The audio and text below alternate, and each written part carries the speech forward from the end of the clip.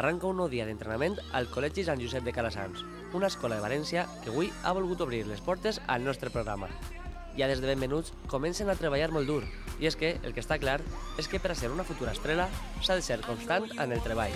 Per això s'entrenen 2 i 3 dies per setmana.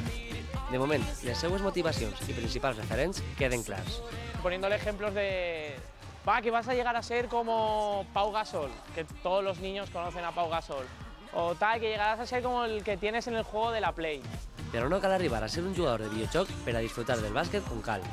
Alguns, com Javi, prenen nota dels bons consells i està encantat amb els companys. Muchos, porque mis entrenadores dicen que todos tenemos que ser amigos.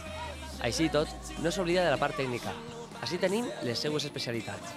Entradas, tirar tiros libres y caos. I no penseu que no les ha posat en pràctica.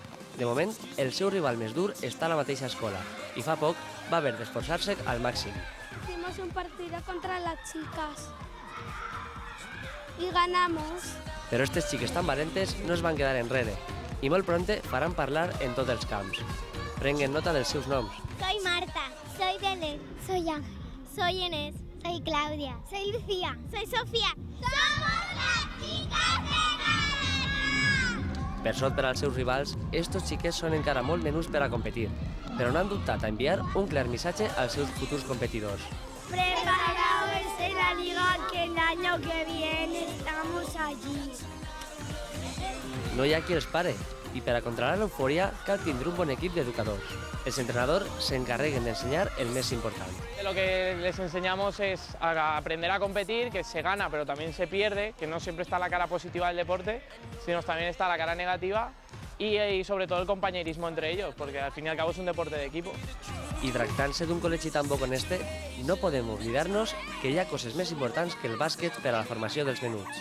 Los entrenadores nos encargamos de que lo primero son los estudios, porque es lo que vas a vivir, y luego ya baloncesto, que es tu hobby y es lo que tienes que hacer después de los estudios.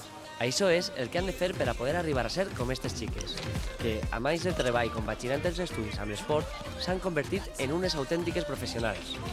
Esperem que hagin disfrutat tant com nosaltres d'este equip. Junts formen una gran família. Ens acomiadem al crit dels protagonistes d'avui.